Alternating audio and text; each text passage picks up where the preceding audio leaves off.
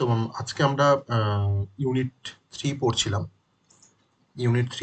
আমরা ইউনিট 3 তে আমাদের আগের দিনে কনস্ট্রাক্টর হয়েছিল, তাই তো? আগের দিন আমরা কনস্ট্রাক্টর পড়েছিলাম। হ্যাঁ স্যার, আজকে ইনহেরিটেন্স করাবেন বলেছিলেন।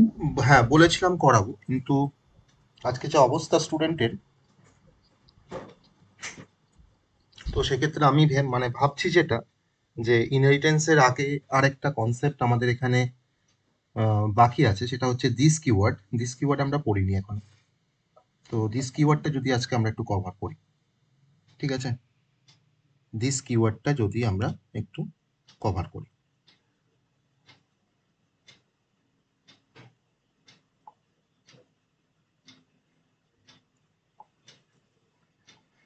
তো তার জন্য আমি দিস কিওয়ার্ডটা একটু আমরা আজকে দেখি, তারপর আমি ইনহেরিটেন্স আমি শুরু করব। আর যাদের কলেজে ইন্টারনালে হয়তো ইনহেরিটেন্স আছে, তারা আমাকে মেসেজ করবে। আমি ইনহেরিটেন্সের প্রিভিয়াস আমার লেকচার্স আমি সেটা শেয়ার করব, যাতে করে তোমাদের ইন্টারনালে কোনো সমস্যা না হয়, বা যে কোনো সাবজেক্টে। ঠিক আছে, চলো আমরা আর বেশি কথা না বাড়িয়ে যেটা দিয়ে শুরু করব সেটা হচ্ছে দিস কিওয়ার্ডের কনসেপ্ট দিয়ে আমরা শুরু করব।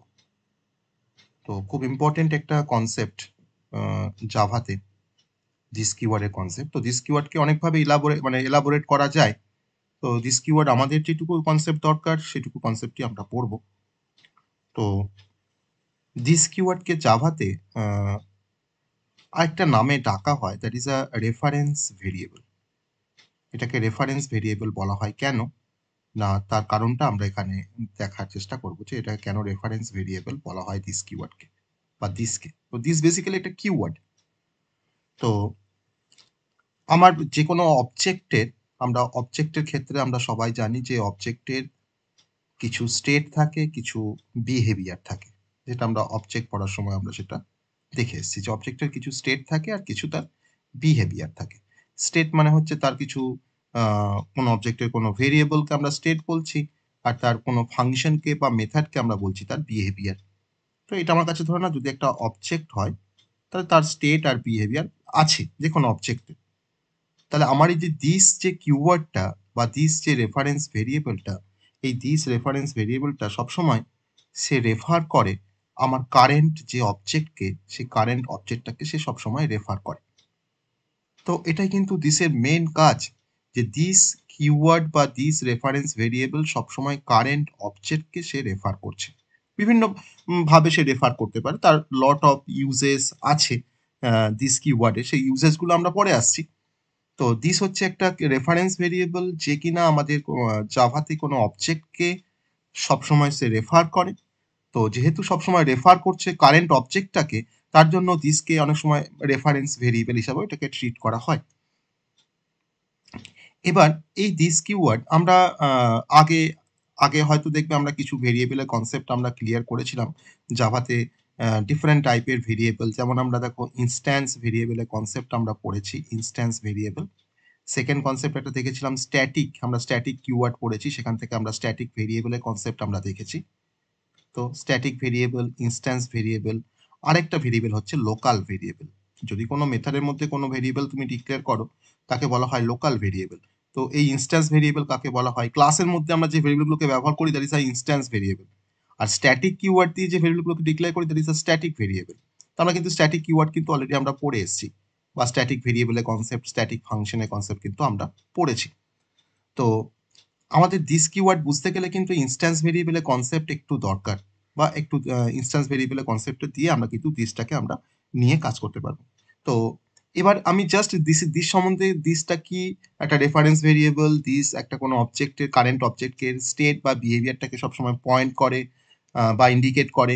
এবার দিসের কিছু ইউজেস দেখবো, যে ইউজেসগুলো আমরা আস্তে আস্তে ওয়ান বাই ওয়ান আমরা এলাবোরেট করবো। প্রথম যে ইউজেসটা দেখবো দিসের, আর সেটা হচ্ছে যে দিস সবসময় কারেন্ট ক্লাসের ইনস্ট্যান্স ভেরিয়েবলকে রেফার করে। Okay, to refer current class instance variable. এটাকে নিয়ে আমরা একটা প্রোগ্রামও দেখাবো, যেখান থেকে আমরা কারেন্ট ক্লাসের ইনস্ট্যান্স ভেরিয়েবলকে কিভাবে রেফার করছে দিস, সেই কনসেপ্ট যাতে আমরা বুঝতে পারি। Current class instance variable. Instance variable আমি ক্লাসের মধ্যে যে ভেরিয়েবলগুলোকে ডিক্লেয়ার করি, that is a instance variable.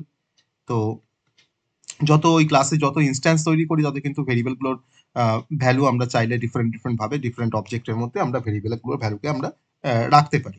তার জন্য ডিফারেন্ট ইনস্ট্যান্স, ওটাকে ইনস্ট্যান্স ভেরিয়েবল বলা হয়। তার রিজনটাও আমরা এখানে দেখবো প্রোগ্রামটা থ্রু দিয়ে। তো কারেন্ট ক্লাসের ইনস্ট্যান্স ভেরিয়েবলগুলোকে রেফার করে দিস, তার রেসপেক্টে যদি একটা আমরা ছোট্ট একটা প্রোগ্রাম দেখি যে কিভাবে কারেন্ট ক্লাসের ইনস্ট্যান্স ভেরিয়েবলগুলোকে রেফার করছে। তো ধরে নাও আমার কাছে একটা ক্লাস রয়েছে, ক্লাসটা হচ্ছে স্টুডেন্ট। এই প্রোগ্রামটা দিয়ে কিন্তু আমরা অ্যাকচুয়ালি দিসের কনসেপ্টটা আমরা বোঝার চেষ্টা করব। একটা ক্লাস রয়েছে, ক্লাসটার নাম হচ্ছে স্টুডেন্ট। সেই স্টুডেন্ট ক্লাসের মধ্যে আমার দুটো ভেরিয়েবল রয়েছে, একটা হচ্ছে রোল নাম্বার, আর একটা ভেরিয়েবল হচ্ছে স্ট্রিং টাইপের যেটা কিনা নেম। দুটো আমার ভেরিয়েবল রয়েছে। তাহলে এই দুটো ভেরিয়েবল কিন্তু ইনস্ট্যান্স ভেরিয়েবল। ওকে, এই দুটো ভেরিয়েবল কিন্তু এরা হচ্ছে ইনস্ট্যান্স ভেরিয়েবল।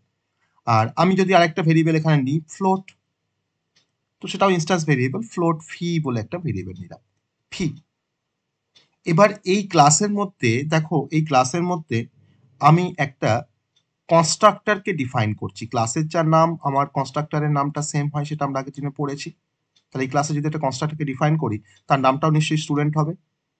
তার আবার যে লোকাল ভেরিয়েবলগুলো রয়েছে বা প্যারামিটারগুলো রয়েছে যে কনস্ট্রাক্টরের, তো তার মধ্যে একটা প্যারামিটার হচ্ছে রোল নাম্বার, আরেকটা প্যারামিটার হচ্ছে স্ট্রিং টাইপের নেম, আরেকটা প্যারামিটার হচ্ছে ফ্লোট টাইপের ফিজ। তাহলে আমরা দেখে বুঝতে পারছি যে আমার যে ইনস্ট্যান্স ভেরিয়েবলগুলোর যার নাম ছিল, আমার এখানে লোকাল ভেরিয়েবলের নামগুলো কিন্তু সেই একই নামে রাখা হয়েছে। দিয়ে আমরা কি করছি, এর মধ্যে আমরা রোল নাম্বারটাকে, যে প্যারামিটারের থ্রু দিয়ে যে রোল নাম্বারটা আসছে তাকে আমি রাখছি রোল নাম্বারের মধ্যে, মানে এই রোল নাম্বারের মধ্যে। আর আমার নেম যেটা আসছে, নেমটাকে আমি রাখছি আমার ইনস্ট্যান্স ভেরিয়েবল নেমের মধ্যে। তাহলে নেম ইকুয়ালস টু নেম, আর এখানে তোমার করলাম ফি ইকুয়ালস টু ফি। তো তিনটে প্যারামিটারকে আমি তিনটে ইনস্ট্যান্স ভেরিয়েবলের মধ্যে আমরা ইনিশিয়ালাইজ করেছি। এটা কনস্ট্রাক্টরের হেল্প নিয়ে, যেটা হচ্ছে স্টুডেন্ট কনস্ট্রাক্টর। আর এটা অবভিয়াসলি একটা প্যারামিটারাইজ কনস্ট্রাক্টর, কারণ তার তিনটে প্যারামিটার আছে। ঠিক আছে, তাহলে এই পর্যন্ত হচ্ছে আমাদের কনস্ট্রাক্টর আমরা ডিফাইন করে ফেললাম। এবার আমি একটা ডিসপ্লে ফাংশন নেব, ভয়েড ডিসপ্লে। ডিসপ্লে ফাংশনের মধ্যে আমরা রোল নেম আর ফিজটাকে আমরা ডিসপ্লে করব। ভয়েড ডিসপ্লে, আমি এসওপি করছি সিস্টেম ডট আউট ডট প্রিন্টএলএন, সেখানে আমি ডিসপ্লে করছি রোল নাম্বার। রোল নাম্বার দেখো ভেরিয়েবলের মধ্যে রোল নাম্বার থাকবে, তাকে ডিসপ্লে করলাম। এসওপি করছি দেন নেমটাকে ডিসপ্লে করলাম। আর তারপরে আমরা এসওপি করছি দেখো ফিটাকে, ফি। তো ফিটাকে আমরা এখানে ডিসপ্লে করলাম, দিয়ে ডিসপ্লে ফাংশনটাকে শেষ করে দিয়েছি। আর আমি ক্লাসটাকে শেষ করে দিতে আমি পরের ক্লাসে হয়তো মেনটাকে রাখতে পারি, তো দরকার নেই, আমি সেম ক্লাসের মধ্যে মেনটাকে রাখছি, আমার কোনো সমস্যা নেই, বা আমি পরের ক্লাসের মতো কিন্তু রাখতে পারি মেনটাকে। যাই হোক, আমি একটা ক্লাসটাকে শেষ করে দিই। তাই এই হচ্ছে আমাদের ক্লাস স্টুডেন্ট। ক্লাস স্টুডেন্টের মধ্যে একটা কনস্ট্রাক্টর আছে স্টুডেন্ট বলে, আর একটা ডিসপ্লে বলে একটা ফাংশন আছে। স্টুডেন্ট কনস্ট্রাক্টরে কি কাজ, না সে ভ্যালুগুলোকে অ্যাসাইন করছে ইনস্ট্যান্স ভেরিয়েবলের মধ্যে। এখানে তিনটে যে ভেরিয়েবল আমি ডিক্লেয়ার করেছি সবগুলি হচ্ছে আমার ইনস্ট্যান্স ভেরিয়েবল। আর আমরা এই প্রোগ্রামটাতে তোমার দেখতে পেয়েছি যে আমার ইনস্ট্যান্স ভেরিয়েবলের নাম আর আমার লোকাল ভেরিয়েবলের নামগুলো কিন্তু সেম। এগুলো সব কিন্তু লোকাল ভেরিয়েবল, এই যে রোল নাম্বার, নেম, এই যে তোমার ফ্লোট ফি, যেটা আমরা স্টুডেন্ট কনস্ট্রাক্টরের প্যারামিটারে ডিক্লেয়ার করেছি, সবগুলো কিন্তু হচ্ছে লোকাল ভেরিয়েবল। আর এগুলো সব হচ্ছে কিন্তু ইনস্ট্যান্স ভেরিয়েবল। তাহলে ইনস্ট্যান্স ভেরিয়েবলের মধ্যে আমরা লোকাল ভেরিয়েবলের ভ্যালুগুলোকে আমরা অ্যাসাইন করেছি বা ইনিশিয়ালাইজ করেছি। আর ডিসপ্লে ফাংশন কি করছে, রোল নাম্বার, নেম আর ফিটাকে ও ডিসপ্লে করছে। এটা হচ্ছে ডিসপ্লে ফাংশনের কাজ। এবার আমরা একটা ক্লাস নিচ্ছি, পাবলিক ক্লাস মেন বা পাবলিক ক্লাস মেন, যে ক্লাসের মধ্যে আমরা মেন ফাংশনটাকে রাখবো, পাবলিক ক্লাস মেন। তার মধ্যে public static void main, PSVM বলে আমি শর্টে লিখি প্রত্যেকটা প্রোগ্রামে। আর স্ট্রিং এআরজিএসটা হচ্ছে আমাদের কমান্ড লাইন আর্গুমেন্ট। ওকে, স্ট্রিং এআরজিএস। এবার এর মধ্যে আমাকে ফার্স্টে স্টুডেন্ট ক্লাসের আমরা অবজেক্ট তৈরি করি, স্টুডেন্ট S1, মানে প্যারামিটারাইজ কনস্ট্রাক্টর যেভাবে কাজ করে আমি সেভাবে কাজ করাবো। Student S1 equals to new student. যেহেতু আমার এটা প্যারামিটারাইজ কনস্ট্রাক্টর, তার জন্য তোমার এটা আমি তিনটে ভ্যালু দেবো, তাই না? আমার দেখো তিনটে এখানে প্যারামিটার আছে, রোল নাম্বার, নেম আর হচ্ছে ফি। আমি তোমার তিনটে ভ্যালু দিচ্ছি, ধরো হয়তো আমি ভ্যালু দিচ্ছি 01 হচ্ছে রোল নাম্বার, নেমটা দিলাম হয়তো অঙ্কিত, আর তোমার ফিসটা তোমার এখানে ফ্লোট টাইপের আছে বা ডাবল টাইপের আছে। ফিসটাকে তোমার দিলাম হয়তো যে 500.00। একটা আমি প্রথমে একটা অবজেক্ট তৈরি করলাম, স্টুডেন্ট ক্লাসের একটা অবজেক্ট তৈরি করলাম। তো S1 তার মানে এখন এই 01 কি আমার রোলের মধ্যে ঢুকবে, নেমের মধ্যে অঙ্কিত যাবে, আর এই 500.00 যাবে তোমার ফিজের মধ্যে। এটা আমার একটা অবজেক্ট। এবার যদি আমি S1 ডট ডিসপ্লে করি, এবার আমি ডিসপ্লে ফাংশনটাকে কল করছি S1 ডট ডিসপ্লে, তাহলে এখন আমার এই কোডটার আউটপুট কি হবে? যদি আমি এখন S1 ডট ডিসপ্লে করি তো আমাকে কি দেখাবে? কি দেখাবে আমাকে? আউটপুটে আমাকে কি দেখাবে? আমি রোল নাম্বার, নেম আর ফিজটাকে আমি ডিসপ্লে করেছি। তাহলে নিয়ম অনুযায়ী এই 01 গিয়ে আমার রোল নাম্বারে ঢুকছে, নেমের মধ্যে গিয়ে ঢুকছে অঙ্কিত, আর এখানে ফিজের মধ্যে গিয়ে ঢুকছে 500। তাহলে তো সেই রোল নাম্বার, নেম ওইগুলো তোমার সবই তো অ্যাসাইন হচ্ছে, তাই তো? সবই তো অ্যাসাইন হচ্ছে। তাহলে সে যদি অ্যাসাইন হয় তাহলে আমাকে এখানে কি দেখানোর কথা? কি দেখানোর কথা? কিন্তু একটা জিনিস আমি আগেও বলেছি, এখনো বলছি, আমার ইনস্ট্যান্স ভেরিয়েবলের নাম আর লোকাল ভেরিয়েবলের নাম কিন্তু সেম। তাহলে এখানে কি সমস্যা হতে পারে? আমাকে কি আউটপুটে দেখাবে? আউটপুটে আমাকে কি দেখাবে, বা কি দেখানো উচিত? আউটপুটে কি দেখানো উচিত? যদি আমরা একটু নিজের মতো করে চিন্তা করি যে 01টা ঢুকছে রোল নম্বরে, তার 01 এখানে তোমার 01 ঢুকছে রোল নম্বরের জায়গায়, নেমের জায়গায় তোমার যাচ্ছে অঙ্কিত, আর আমার 500.00 যাচ্ছে তোমার ফিজের মধ্যে। তাহলে যদি আমি ভাবি, যদি আমি ভুল করেই ভাবি যে তার মানে এই রোল নাম্বার তো গিয়ে রোল নাম্বারে স্টোর হচ্ছে, তাহলে এই রোল নাম্বারটা কত? 01, বা এই নেমটা কি আমার নেমের মধ্যে স্টোর হচ্ছে, তার মানে নেমটা হচ্ছে আমার অঙ্কিত, আর এখানে ফিজ তোমার হচ্ছে 500 কে তোমার স্টোর হচ্ছে ফিজের মধ্যে, তার মানে ওটা 500। তো সেটাকেই তো আমি ডিসপ্লে করেছি রোল নাম্বার, নেম আর ফিজ। তাহলে কি দেখাবে আমাকে বলো? তাহলে কি দেখাবে আমাকে? তাহলে বলো। এটাই স্যার ডিসপ্লে হবে। ওটাই ডিসপ্লে হবে, ওটাই ডিসপ্লে হবে। তা আমাদের মনে হচ্ছে যে ওটাই আমাদের ডিসপ্লে হবে স্যার, কিন্তু ওটা আমাদের ডিসপ্লে। তাহলে ওটা কিন্তু আমি দেখো এখানে S1 ডট ডিসপ্লে করেছি, তাহলে ডিসপ্লে ফাংশন তো ইনভোক হবে, তো সেখানে সে রোল নাম্বার, নেম, ফিজ আমাকে দেখাবে, কিন্তু রোল নাম্বার, নেম আর ফিজ কিন্তু আমাকে ওই 01 বা অঙ্কিত বা 500 দেখাবে না। আমাকে দেখাবে কি না, রোল নাম্বারে আমাকে দেখাবে 0, নেমের জায়গায় আমাকে দেখাবে নাল, আর এই ফিজের জায়গায় আমাকে দেখাবে 0.0। এবার কোশ্চেন হবে যে স্যার কেন? আমি তো অ্যাসাইন করছি এখানে 01 অঙ্কিত 500, কিন্তু আমাকে এখানে রোল নাম্বার, নেম আর ফিজ যখন আমি ডিসপ্লে করছি অ্যাসাইন করার পরেও, তো সেখানে আমাকে কেন 0, নাল আর 0.0 দেখাচ্ছে? এই যে 0, নাল আর 0.0, এই 0টা কিন্তু হচ্ছে রোল নাম্বারের বাই ডিফল্ট ভ্যালু। মানে একটা ইন্টিজারের বাই ডিফল্ট ভ্যালু তো 0 হয়, একটা স্ট্রিং এর ক্ষেত্রে বাই ডিফল্ট ভ্যালু তো নাল হয়, আর একটা ফ্লোটের ক্ষেত্রে বা ডাবলের ক্ষেত্রে তো বাই ডিফল্ট ভ্যালুটা 0.0 হয়। আমাকে কিন্তু সে ডিফল্ট ভ্যালুগুলো দেখাচ্ছে, কিন্তু কেন দেখাচ্ছে? কেন অ্যাসাইন হলো না? কেন আমার ওর মধ্যে অ্যাসাইন হলো না? স্যার এখানে কি দিস কিওয়ার্ড ইউজ করতে হবে? হ্যাঁ, সে কি কি করতে হবে সেটা তো আমি আসবো, আমি তোমাকে সিচুয়েশনটা বলছি। আমি কিন্তু এখনো দিস সম্বন্ধে বলিনি কিছুই, জাস্ট আমি বলেছি দিস একটা রেফারেন্স ভেরিয়েবল। তুমি বলছো যে এখানে তার মানে দিস কিওয়ার্ডটা ব্যবহার করতে হবে। তাহলে আমার, তাহলে এখানে প্রবলেমটা কি হচ্ছে? কি প্রবলেমটা আমরা ফেস করছি এখানে? এখানে কি প্রবলেমটা ফেস করছি? যে আমার এই প্রোগ্রামটার মধ্যে আমার লোকাল ভেরিয়েবলের নাম আর আমার ইনস্ট্যান্স ভেরিয়েবলের নামটা এখানে সেম হয়ে গেছে, তাই তো? তার জন্যই কিন্তু যত প্রবলেম তৈরি হয়েছে। তাহলে ইনস্ট্যান্স ভেরিয়েবলের নামটা is same as local variable name. তার মানে এখানে কিন্তু কম্পাইলার কনফিউজড হয়ে যাবে যে এই রোল নাম্বার আর এই নেম বা এই ফিজ, আর এখানে রোল নাম্বার, নেম আর ফিজ, এই ফি কোনটা ইনস্ট্যান্স ভেরিয়েবল আর কোনটা লোকাল ভেরিয়েবল। তুমি যখন অ্যাসাইন করছো roll number equals to roll number, ও কম্পাইলার কিন্তু এটাও তো ভাবতে পারে যে এই রোল নাম্বার ইকুয়ালস টু এই রোল নাম্বার, কারণ দুটো তো সেম ভেরিয়েবল। দেখো নেমটাও তো সেম ভেরিয়েবল, তাহলে ও কিন্তু মানে ও কিন্তু একটা কনফিউশনে পড়ে যাবে যে কার ভ্যালুকে আমি কার মধ্যে অ্যাসাইন করব। ঠিক আছে, তাহলে এই কনফিউশনটা দূর করার জন্য, কম্পাইলারের এই কনফিউশনটা দূর করার জন্য আমাকে কম্পাইলারকে বলে দিতে হবে যে এই রোল নাম্বার, এই নেম বা এই ফিজ, মানে এই রোলটা আমি যাকে বলছি, এই রোল, এই নেম আর এই ফিজ, এটা হচ্ছে আমার কারেন্ট ক্লাসের ইনস্ট্যান্স ভেরিয়েবল।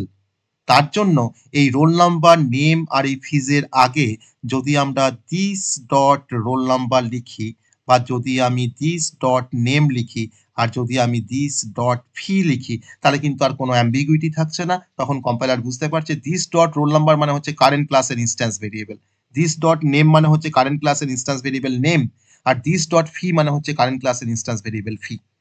তখন কিন্তু 01 গিয়ে বা অ্যাসাইন হবে ইনস্ট্যান্স ভেরিয়েবল রোল নাম্বারের মধ্যে, আমার এখানে অঙ্কিত গিয়ে অ্যাসাইন হবে নেমের মধ্যে, আর এখানে ফিজ গিয়ে অ্যাসাইন হবে কিন্তু ফিজের মধ্যে আমার ইনস্ট্যান্স ভেরিয়েবল। তখন কিন্তু আমাকে আর 0 নাল আর 0.0 তখন কিন্তু আর দেখাবে না। তখন সেক্ষেত্রে আমাকে দেখাবে যে আমার রোল নাম্বারটা হচ্ছে 01, তখন তোমাকে আউটপুট দেবে রোল নাম্বারটা হচ্ছে 01, নেমটা হচ্ছে অঙ্কিত, তুমি তো ডিসপ্লে করেছো, ডিসপ্লে ফাংশনকে কল করেছো, আর ফিজটা হচ্ছে 500.00। তখন কিন্তু এই আউটপুটটা আসবে। তাহলে আমরা ইনস্ট্যান্স ভেরিয়েবল আর লোকাল ভেরিয়েবলের মধ্যে সেপারেশনের জন্য আমরা কিন্তু দিস কিওয়ার্ডটাকে ব্যবহার করেছি। আমি দিস কিওয়ার্ডে কি ইউজ বলেছিলাম, প্রথম ইউজেসটা কি বলেছিলাম, two refer current class instance variable. তাহলে দিস ডট আমি যখন কোনো ভেরিয়েবলের নাম লিখছি তখন সেটা কিন্তু সবসময় কারেন্ট ক্লাসের কোনো ইনস্ট্যান্স ভেরিয়েবলকে সে রেফার করছে। এবার এই প্রবলেমটা আমাদের অ্যারাইজ করতো না স্যার যদি আমি এই স্টুডেন্ট কনস্ট্রাক্টরের মধ্যে যে প্যারামিটারগুলো নিয়েছি বা যে লোকাল ভেরিয়েবলগুলোকে নিয়েছি, রোল নাম্বার, নেম বা ফিজ, যদি আমি এদের নামগুলো যদি চেঞ্জ করে দিতাম তাহলে কিন্তু আমার কোনো অ্যাম্বিগুইটি আসতো না। আমি হয়তো ইন্ট আর করলাম, স্ট্রিং এন করলাম আর ফ্লোট এফ করলাম, তাহলে আমার তো সেম নয়। আর আমার তো লোকাল ভেরিয়েবলের নাম আর ইনস্ট্যান্স ভেরিয়েবলের নাম তো এখন আর সেম নয়, তাহলে কিন্তু কোনো সমস্যাই নেই তোমার কাছে। কিন্তু যখন তুমি চাইবে যে আমি একই নামে লোকাল ভেরিয়েবলের নাম দেবো, আবার সেম নামে আমি ইনস্ট্যান্স ভেরিয়েবল আমার নাম থাকবে, তখন সেখানে কিন্তু তোমাকে কারেন্ট ক্লাসের ইনস্ট্যান্স ভেরিয়েবলগুলোকে ডিফারেন্সিয়েট করার জন্য তোমাকে অবশ্যই দিস কিওয়ার্ড ব্যবহার করতে হবে। তার জন্য কিন্তু যদি আমি this dot roll number equals to roll number লিখি, তাহলে কিন্তু কম্পাইলার বুঝবে যে এই রোল নাম্বার মানে দিস ডট রোল নাম্বার মানে কিন্তু হচ্ছে এই রোল নাম্বারটা, মানে কারেন্ট ক্লাসের instance variable. This dot name মানে কিন্তু এই কারেন্ট ক্লাসের ইনস্ট্যান্স ভেরিয়েবলের নামটা হচ্ছে নেম, আর দিস ডট ফি মানে হচ্ছে কারেন্ট ক্লাসের ইনস্ট্যান্স ভেরিয়েবলের নামটা হচ্ছে fee. Okay, that is a uses number 1। এটা হচ্ছে ইউজেস নাম্বার 1, দিসের প্রথম ইউজেস, যে দিসটা কেন ব্যবহার করা হয়। ঠিক আছে, আমরা তার মানে প্রথমে কিন্তু আমি দিসটাকে ব্যবহার করিনি, ব্যবহার না করে আমি তোমাকে মানে সিচুয়েশনটাকে দেখালাম যে দিসটা ব্যবহার না করলে আমাদের কিন্তু মনে হচ্ছে যে ভ্যালু আসবে, কিন্তু ভ্যালু আসবে না। আমাকে কিন্তু তখন একটা তার ডিফল্ট ইনিশিয়াল ভ্যালুগুলো আমাকে ডিসপ্লে করবে। কেন না, ওই একটাই কারণ যে আমার লোকাল ভেরিয়েবলের নাম আর আমার ইনস্ট্যান্স ভেরিয়েবলের নামটা কিন্তু সেম হয়ে গেছে। যদি আমি ডিফারেন্ট করে দিই আমার কোনো সমস্যাই হবে না, আমাকে দিস ব্যবহার করতে হবেই না, যদি আমি সেপারেট করে দিই।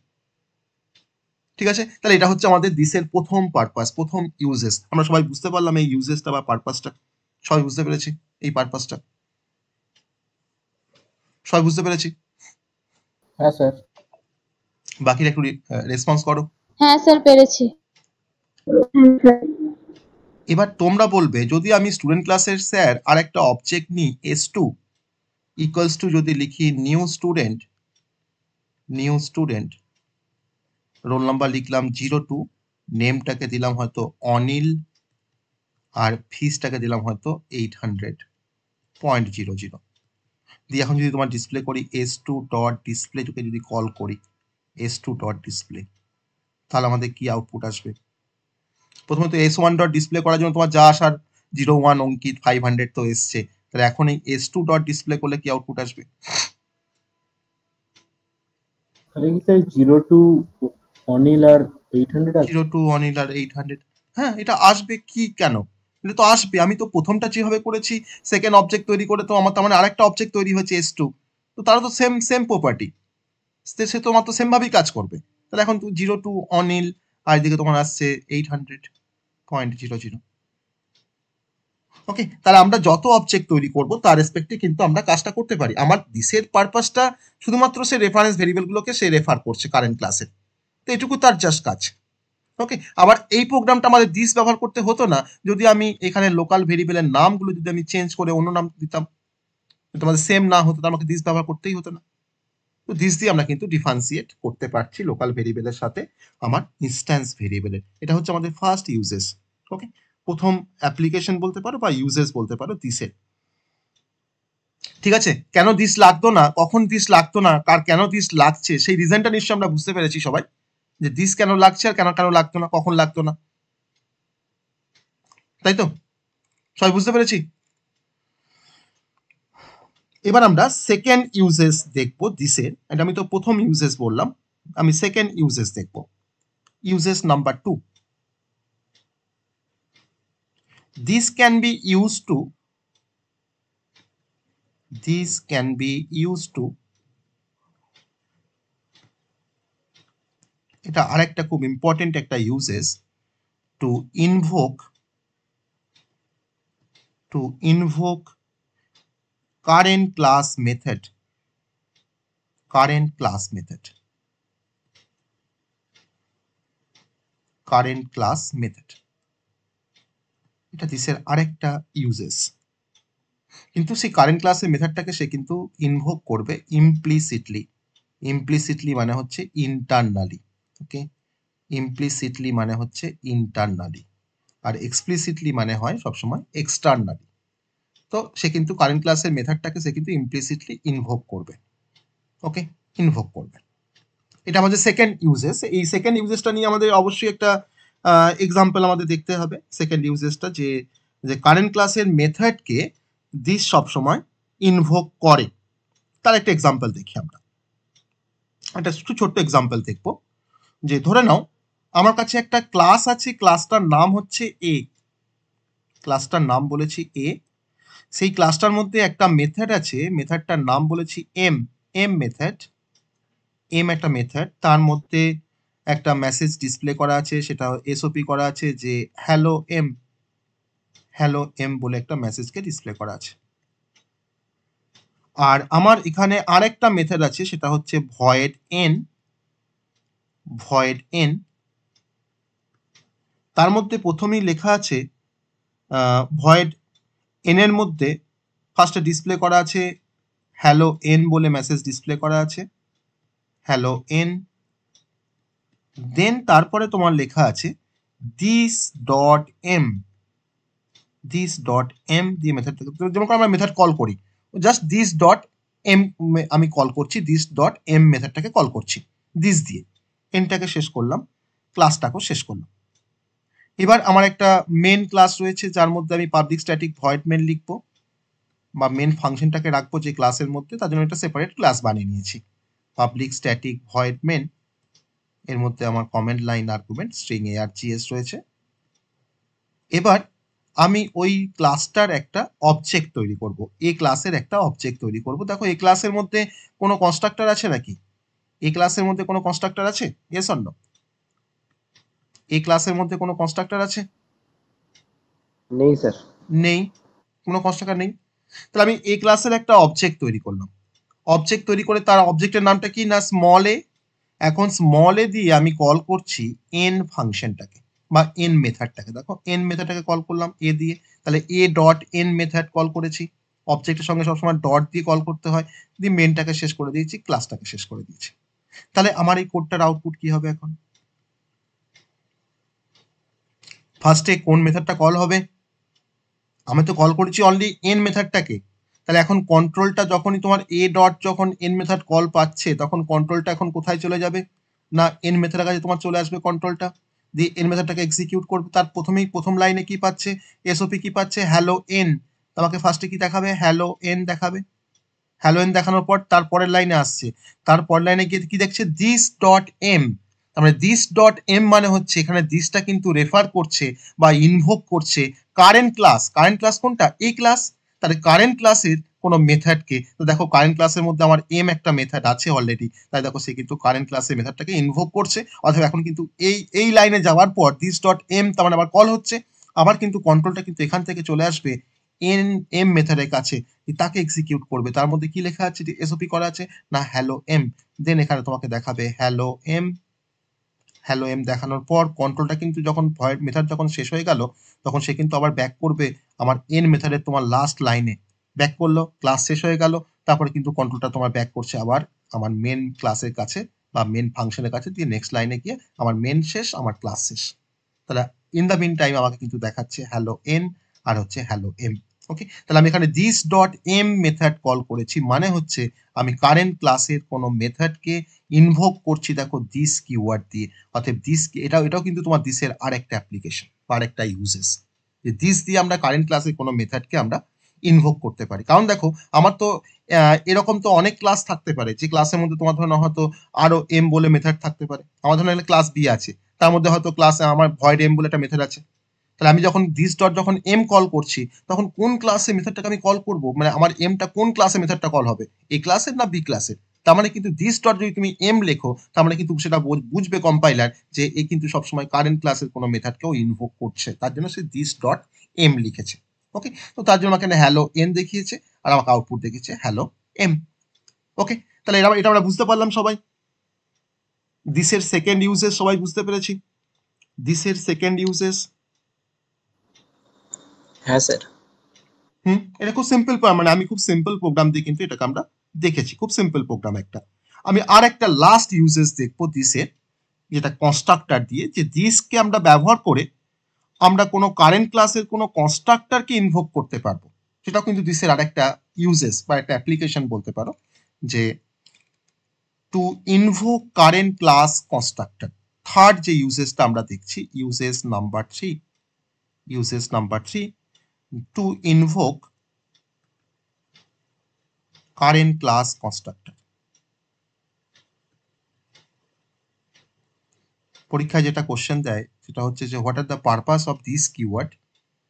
আর তোমাকে যখনই তোমাকে পারপাস বলবে, দিস কিওয়ার্ডে যখনই তোমাকে পারপাস বলবে, তখন এই তিনটে পারপাস বা তিনটে ইউজেস তোমাকে বলে তার কিন্তু একটা করে এক্সাম্পল দিতে হবে, তবে কিন্তু কোশ্চেনটা কমপ্লিট হবে, অ্যান্সারটা অ্যান্সার লেখাটা কিন্তু তবে কমপ্লিট হবে।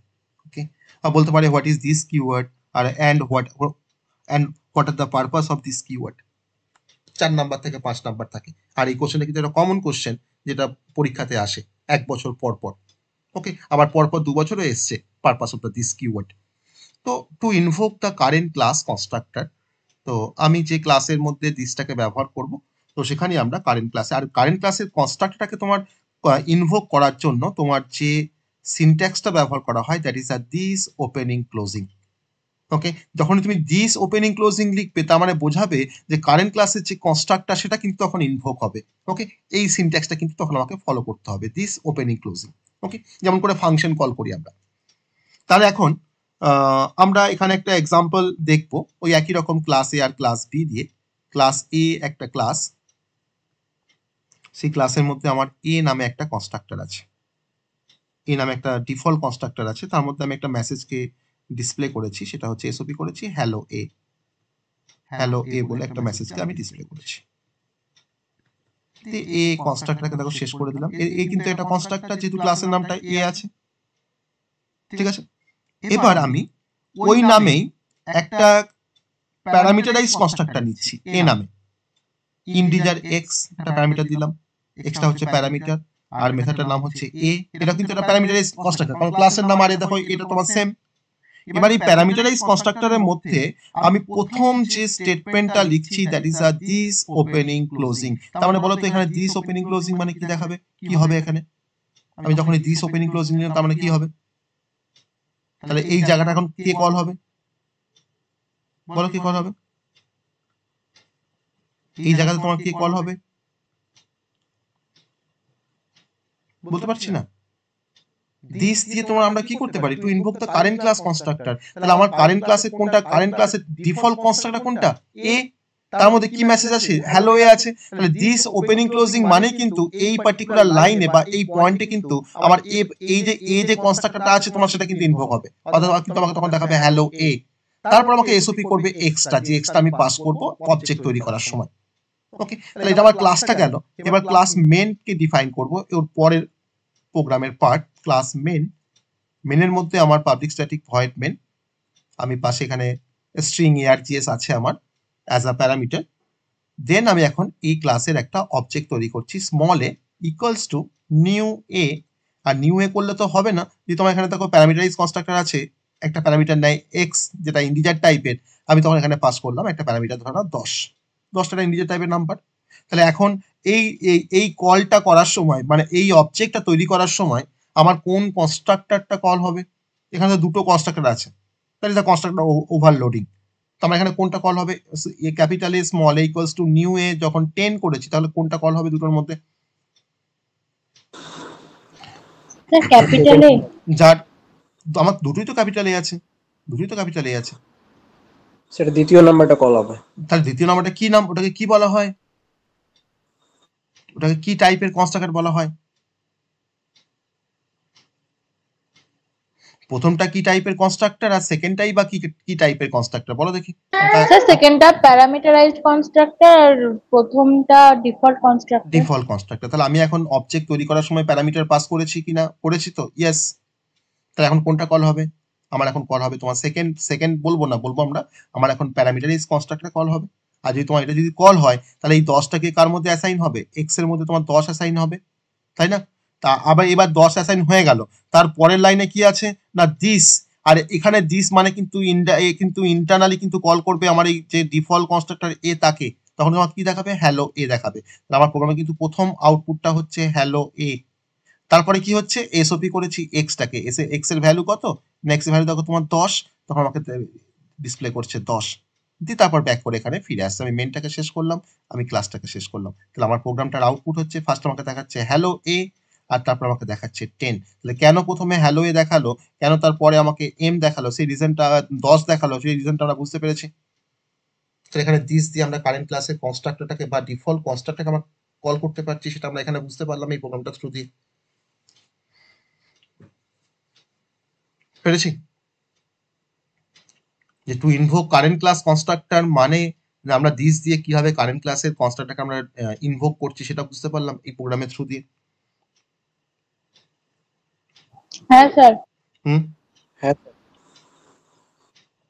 তো এগুলো কিন্তু অ্যাকচুয়ালি আমরা দিসের কিছু রিয়েল ইউজেস আমরা দেখলাম যে দিসকে আমরা কোন পারপাসে আমরা ব্যবহার করতে পারি।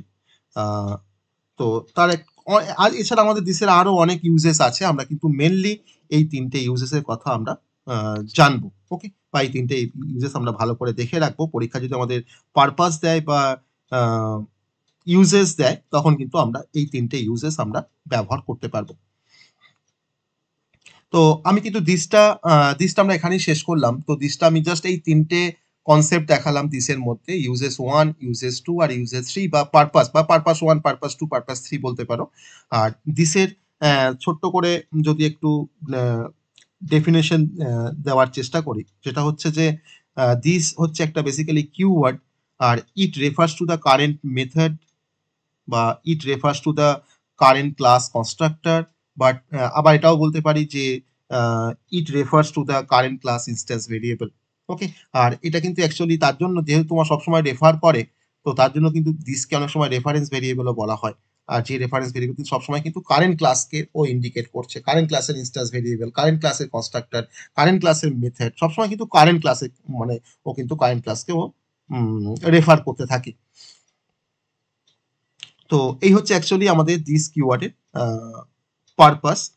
আর যদি এখান থেকে যদি তোমাকে কোশ্চেন দেয় যে how to distinguish between instance variable and local variable, যে লোকাল ভেরিয়েবল আর ইনস্ট্যান্স ভেরিয়েবলের মধ্যে তুমি ডিস্টিংগুইশ করবে কিভাবে, তখন তোমাকে কিন্তু দিস দিয়ে প্রথম যে ইউজেসটা আমি তোমাকে দেখিয়েছিলাম, যে যদি আমাদের লোকাল ভেরিয়েবল আর ইনস্ট্যান্স ভেরিয়েবল যদি তোমার সেম হয়ে যায়, তাহলে দিস দিয়ে আমরা সেটাকে কিভাবে ডিস্টিংগুইশ করতে পারি, সেই কনসেপ্টটা কিন্তু তখন তোমাকে ওখানে লিখতে হবে।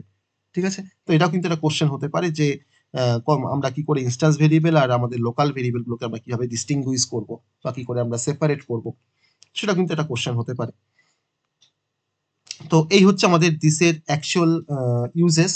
তো এবার আমাদের সিলেবাসে আরেকটা কনসেপ্ট এখানে রয়েছে এই চ্যাপ্টারের মধ্যেই, তারপর আমরা ইনহেরিটেন্সে যাব হয়তো, সেটা হচ্ছে ফাইনাল কিওয়ার্ড। আমরা কিন্তু ফাইনাল কিওয়ার্ডটা এখনো পড়িনি, তাই তো? ফাইনাল কিওয়ার্ডটা আমরা এখনো পড়েছি? আমরা এখনো পড়িনি ফাইনাল কিওয়ার্ড। আজকে আমরা ফাইনাল কিওয়ার্ডটা পড়বো, কিন্তু ফাইনাল কিওয়ার্ডের কনসেপ্টটা আমরা এখানে পড়তে পারবো না। কেন হচ্ছে যে এই ফাইনাল কিওয়ার্ডে কিছু কনসেপ্ট আমাদের ইনহেরিটেন্স না পড়লে আমরা বুঝতে পারবো না। তাহলে আমাদের কিন্তু ফাইনাল কিওয়ার্ডটা অ্যাকচুয়ালি আমরা ইনহেরিটেন্সে গিয়ে আরো ডেপথে পড়বো বা আরো ডিফারেন্ট কনসেপ্টগুলো আমরা দেখবো, কিন্তু যেটুকু বেসিক কনসেপ্ট ফাইনাল কিওয়ার্ডের সেটাকে আমরা একটু দেখে নেওয়ার চেষ্টা করি। তারপর ইনহেরিটেন্স পড়ে বাকি পার্টটা কিন্তু আমরা ইনহেরিটেন্সের মধ্যে ফাইনাল কিওয়ার্ডটাকে আমরা কভার করব বা কমপ্লিট করব। তাও আমি যদি এখানে বলি তোমাদের বুঝতে হয়তো কোনো সমস্যা হবে না, আমি সেটাও ট্রাই করব যদি সমস্ত কনসেপ্টটা যদি বলে দেওয়া যায়। তো এটাও কিন্তু খুব ইম্পর্টেন্ট একটা মানে কোশ্চেন বা ইম্পর্টেন্ট একটা টপিক ফাইনাল কিওয়ার্ড, এটাও কিন্তু প্রত্যেক বছর পরীক্ষায় আসে। ঠিক আছে, যে what are the purpose of final keyword, explain with example. What do you mean by final variable? What do you mean by final method? What do you mean by final class. Okay, তার কিন্তু 3টে variation আছে final কিওয়ার্ডের। তো আমরা প্রথমে final কিওয়ার্ডের final basic কনসেপ্টটা আমরা একটু দেখি। বেসিক কনসেপ্টটা আমরা একটু দেখি।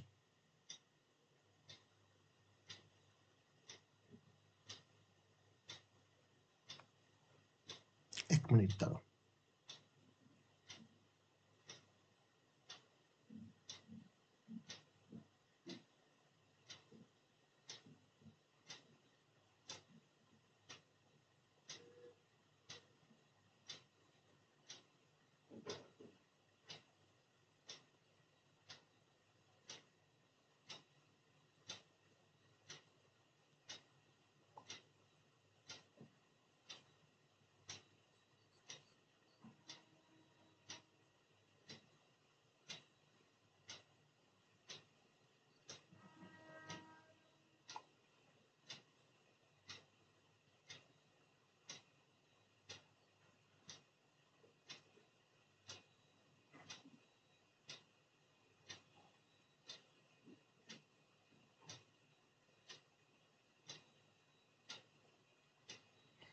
বেশ, চলো ফার্স্ট আমরা ফাইনাল কিওয়ার্ডের একটু ইন্ট্রোডাকশন দেখব, তারপরে ডিফারেন্ট টাইপের ফাইনাল কিওয়ার্ডের ডিফারেন্ট যে ইউজেস, সেই ইউজেসগুলো আমরা আস্তে আস্তে আমরা দেখব। তো ফাইনাল কিওয়ার্ড জাভাতে একটা নন অ্যাক্সেস মডিফায়ার। ওকে, নন অ্যাক্সেস মডিফায়ার। তো নন অ্যাক্সেস মডিফায়ার বলতে কি সেটা আমরা বলবো। আর যে মডিফায়ারটা বা যে নন অ্যাক্সেস মডিফায়ারটা অ্যাপ্লাই করতে পারি আমরা কোনো ভেরিয়েবলের ওপরে, বা আমরা অ্যাপ্লাই করতে পারি কোনো মেথডের ওপরে, বা আমরা অ্যাপ্লাই করতে পারি কোনো ক্লাসের উপরে। তার মানে আমাদের কাছে ফাইনাল ভেরিয়েবল আমরা নিয়ে কাজ করতে পারি, বা ফাইনাল ভেরিয়েবল পসিবল, বা কোনো ফাইনাল ক্লাসও পসিবল, আবার কোনো ফাইনাল মেথডও কিন্তু পসিবল। ঠিক আছে, তাহলে আমরা ফাইনাল কিওয়ার্ডটাকে বা ফাইনাল নন অ্যাক্সেস মডিফায়ারকে আমরা অ্যাপ্লাই করতে পারি ভেরিয়েবলের সাথে। আমি কি করে আমি ব্যবহার করতে পারি ভেরিয়েবলের সাথে, বা কি করে মেথডের সাথে, সব বলবো। আমরা এটাকে ব্যবহার করতে পারি কোনো মেথডের সাথে, আবার এটাকে আমি ব্যবহার করতে পারি কোনো ক্লাসের সাথে, বা কোনো ক্লাসের সাথে।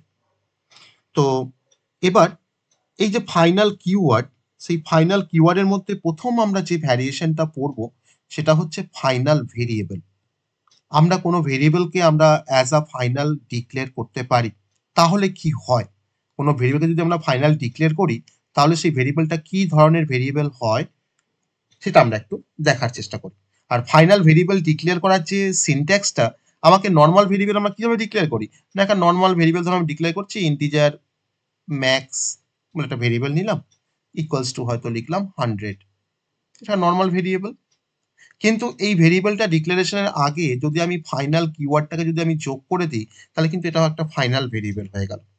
আর যদি এটা ফাইনাল ভেরিয়েবল হয়ে যায়, তুমি কিন্তু এই ম্যাক্সের ভ্যালুকে তুমি কিন্তু আর চেঞ্জ করতে পারবে না বা মডিফাই করতে পারবে না। তার মানে ফাইনাল ভেরিয়েবল, মানে যখন আমরা কোনো ভেরিয়েবলকে আমরা ফাইনাল ডিক্লেয়ার করি তখন সেই ভেরিয়েবলটা কিন্তু সে কনস্ট্যান্ট হয়ে যায়, যেটা ক্যানট বি মডিফাইড।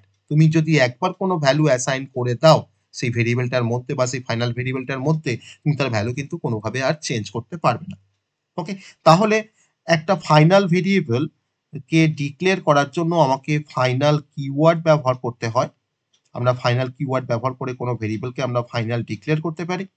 সেকেন্ড হচ্ছে যে যদি আমরা ফাইনাল কিওয়ার্ড দিয়ে কোনো ভেরিয়েবলকে ডিক্লেয়ার করি তাহলে কিন্তু সেই ফাইনাল ভেরিয়েবলটা আমার হয়ে যায় কনস্ট্যান্ট, বিকাম কনস্ট্যান্ট, সে কিন্তু কনস্ট্যান্ট হয়ে যায়।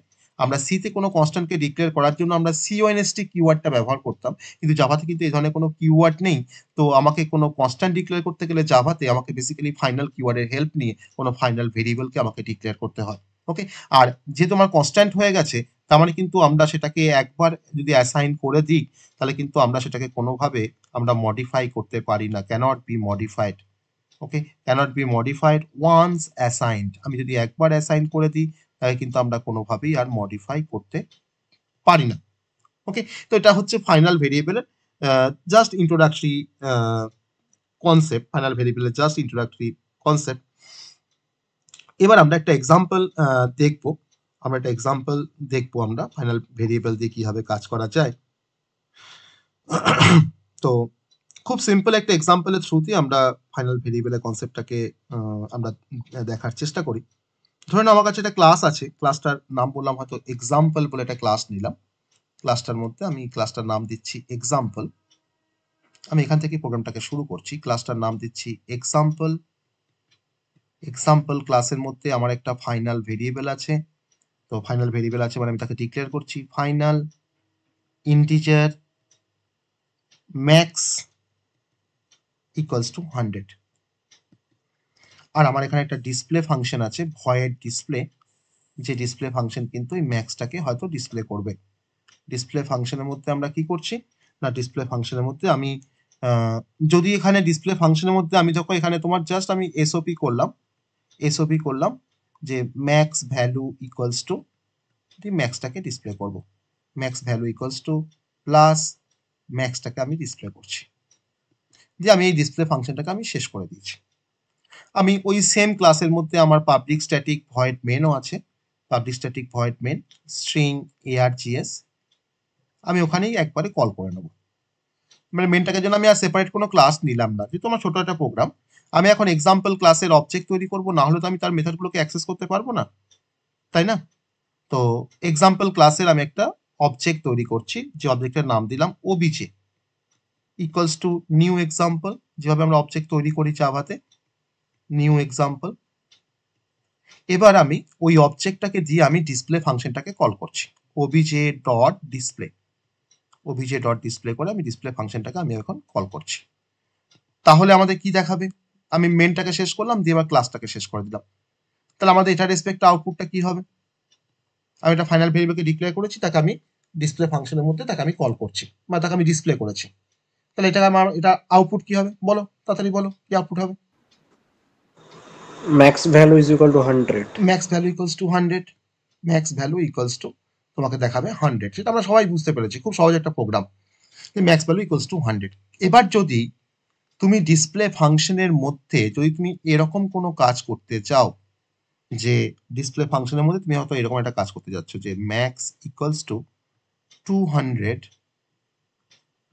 সেমিক্লোন, দেন তুমি ডিসপ্লে করেছো max value equals two max. তাহলে এই যে ম্যাক্স ইকুয়ালস টু 200, তুমি এই লাইনটা লিখতে পারবে? যদি তুমি চাও যে আমি ম্যাক্সের ভ্যালুটাকে চেঞ্জ করে 200 করে দিই, তারপর ডিসপ্লে করব, তুমি পারবে এটা করতে? না স্যার। তুমি কিন্তু এটা হবে করতে না। পারবে না। যদি তুমি এটা করতে যাও, তখন তোমাকে কিন্তু কোডটা রান করবে না, তখন তোমাকে কিন্তু একটা কম্পাইলেশন এরার তোমাকে শো করবে,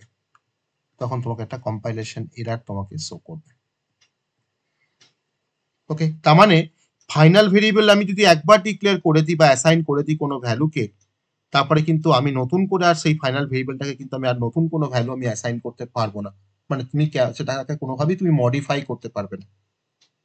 ওকে, তো এটা হচ্ছে আমাদের ফাইনাল ভেরিয়েবলের কনসেপ্ট, যে কি করে আমরা ফাইনাল ভেরিয়েবল নিয়ে আমরা কাজ করি। আমি একবার ডিক্লেয়ার যদি করে দিই, তাকে কিন্তু আমি কোনোভাবেই আর চেঞ্জ করতে পারবো না, ঠিক আছে? তাহলে once assigned its value cannot be changed, এটা হচ্ছে অ্যাকচুয়ালি ফাইনাল ভেরিয়েবলের কনসেপ্ট। ঠিক আছে, সবাই বুঝতে পেরেছি? হ্যাঁ স্যার। Yes, sir.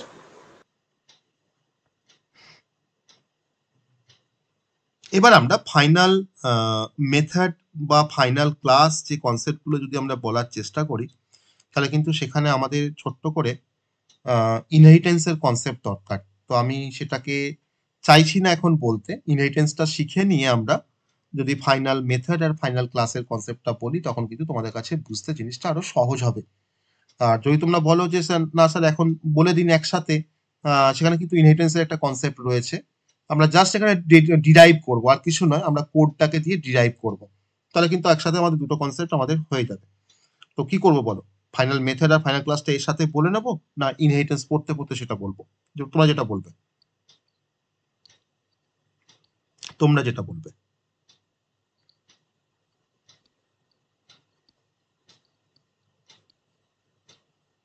আর এখানে কিন্তু আমাদের ইনহেরিটেন্স কিন্তু একটু কনসেপ্ট দরকার ফাইনাল মানে ক্লাস আর ফাইনাল মেথড বোঝার জন্য।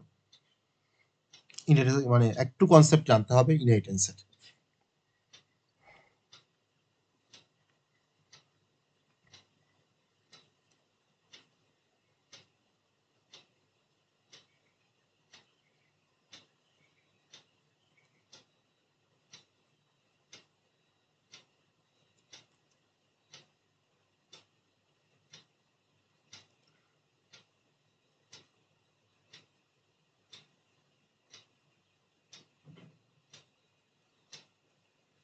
যেমন মেথড ওভাররাইডিং, আমরা ইনহেরিটেন্সের কনসেপ্ট না হলে মেথড ওভাররাইডিং আমরা মানে বুঝতে পারবো না। যেমন মেথড ওভারলোডিং, আমার ইনহেরিটেন্সের কনসেপ্ট না হলেও কিন্তু মেথড ওভারলোডিংটা আমরা বুঝতে পারি, কিন্তু মেথড ওভাররাইডিংটা কিন্তু ইনহেরিটেন্সের কনসেপ্ট কিন্তু সেখানে দরকার। বেশ, আমি ফাইনাল যেহেতু নিয়ে আমরা কথা বলছি বা ফাইনাল নিয়ে যেহেতু আমরা কাজ করছি, সেই রেসপেক্টে আমি ফাইনাল ভেরিয়েবল পড়ছিলাম। আমি এখানে আরেকটা ছোট্ট কনসেপ্ট দেখবো ফাইনালে, আমি ক্লাসে বা মেথডে যাচ্ছি না এখনই, যেটা হচ্ছে ফাইনাল প্যারামিটার। ওকে, সেকেন্ড হচ্ছে ফাইনাল প্যারামিটার, এটা একটা অন্য কনসেপ্ট, কিন্তু মানে সেই যেহেতু ফাইনাল আছে বলে আমি এখানে ফাইনাল প্যারামিটারের কথাটা আমরা বলছি, যে আমরা কোনো ফাইনাল প্যারামিটারও কিন্তু আমরা ডিক্লেয়ার করতে পারি কোনো ফাংশনের মধ্যে বা কোনো মেথডের মধ্যে। তাহলে একটা মেথডের প্যারামিটারকেও কিন্তু আমি মার্ক করতে পারি অ্যাজ আ ফাইনাল। তার মানে যদি কোনো প্যারামিটারকে আমরা ফাইনাল ডিক্লেয়ার করি, তাহলে কিন্তু সেই প্যারামিটারের ভ্যালুটাকেও কিন্তু আমরা চেঞ্জ করতে পারবো না। তার একটা এক্সাম্পল আমি তোমাকে দেখাবো, যে তোমাকে পরীক্ষায় কোশ্চেন আসতেই পারে যে what you mean by final parameter, explain with example. তো ফাইনাল প্যারামিটার কিভাবে ডিক্লেয়ার করে কাজ করতে হয় তার একটা ছোট্ট একটা ডেমনস্ট্রেশন। ক্লাসের নাম দিলাম এক্সাম্পল, ক্লাসের নাম নিয়েছি এক্সাম্পল। সেই ক্লাসের মধ্যে আমার একটা মেথড রয়েছে, তার নাম হচ্ছে ভয়েড শো। ভয়েড শো বলে একটা মেথড রয়েছে। তো তার মধ্যে একটা ফাইনাল ভেরিয়েবল আছে, ফাইনাল ইন্টিজার নাম্বার। তাহলে এখানে নাম্বারটা একটা ফাইনাল ভেরিয়েবল।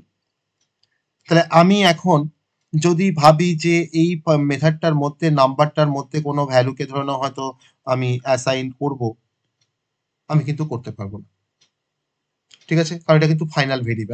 আমি আমার মতো করে আমি কিন্তু কোনো ভ্যালুকে আমি অ্যাসাইন করতে পারবো না। হ্যাঁ, আমি যখন কল করব ফাংশনটাকে, তখন যে আমি ভ্যালুটা পাস করব, সেই ভ্যালু কিন্তু কি ওখানে স্টোর হবে, সেটা নিয়ে কোনো সমস্যা নেই, কিন্তু আমি কিন্তু নতুন করে এটাকে কোনো ভ্যালুকে আমি অ্যাসাইন করতে পারবো না। তাহলে এটা কিন্তু এটা কিন্তু আমরা লিখতে পারবো না, কিন্তু ইনভ্যালিড স্টেটমেন্ট। আমি এখানে এটাকে না লিখে, এটাকে আমি লিখতে না লিখে আমি ধরুন এখানে তোমার ডিসপ্লে করছি, এসওপি করছি শুধুমাত্র ওই নাম্বারের ভ্যালুটাকে। নাম্বারের মধ্যে কি আছে আমি জানি না, কিন্তু যা ভ্যালু পাস করবো সেই ভ্যালুটা কিন্তু নাম্বারের মধ্যে থাকবে। আমি এবার এই ক্লাসের মধ্যেই আমরা পাবলিক স্ট্যাটিক ভয়েড মেনটাকেও লিখে নিচ্ছি। এই ক্লাসের মধ্যে আমরা পাবলিক স্ট্যাটিক ভয়েড মেনটাকে লিখছি স্ট্রিং args, স্ট্রিং args। এবার কি করবো, আমি এই এক্সাম্পল ক্লাসের একটা অবজেক্ট তৈরি করব, example obj equals to new example, new example দিয়ে এবার তোমার কল করছি, দেখো obj ডট, মেথডের নাম হচ্ছে শো, obj ডট শো দিয়ে আমি এখানে ধরুন একটা ভ্যালু পাস করলাম, সাপোজ 10, দিয়ে আমি মেনটাকে শেষ করে দিয়েছি, ক্লাসটাকেও শেষ করে দিয়েছি। তাহলে এখন obj ডট শো যখন আমি কল করেছি, তাহলে দেখো এই 10টাই কিন্তু একমাত্র এর মধ্যে অ্যাসাইন হবে, যেহেতু তোমার এটাকে এখানে প্যারামিটার লিস্টের মধ্যে এটা ছিল বলে। তো তারপরে তুমি কিন্তু নাম্বার ইকুয়াল টু 20 তুমি আর করতে পারবে না, ও কিন্তু অ্যাসাইন হয়ে গেছে, নাম্বারটা কিন্তু এখন অ্যাসাইন হয়ে গেছে একবার ওয়ান্স, যেটা হচ্ছে 10 দিয়ে। আমি এখন এসওপি করেছি নাম্বারটাকে, তাহলে obj ডট যদি শো করি, তাহলে আমাকে খুব সিম্পলি আমাকে দেখাবে এখানে 10 আউটপুট দেখাবে আমার প্রোগ্রামটা। তাহলে আমরা এখানে দেখালাম যে আমি ফাইনাল প্যারামিটারও কিন্তু আমরা ডিক্লেয়ার করে কাজ করতে পারি কোনো মেথডে, যদি না আমি তাকে যদি আমাদের এরকম পারপাস থাকে যে আমি যে প্যারামিটারের যা ভ্যালু নেব তার উপরই আমরা কাজ করব, তার ভেতরে আমি চেঞ্জ করতে পারবো না, তাহলে কিন্তু আমরা ফাইনাল প্যারামিটার দিয়েও আমরা কিন্তু সেখানে কাজ করব। ঠিক আছে, এটা হচ্ছে আমাদের আরেকটা কনসেপ্ট, যে ফাইনাল প্যারামিটার।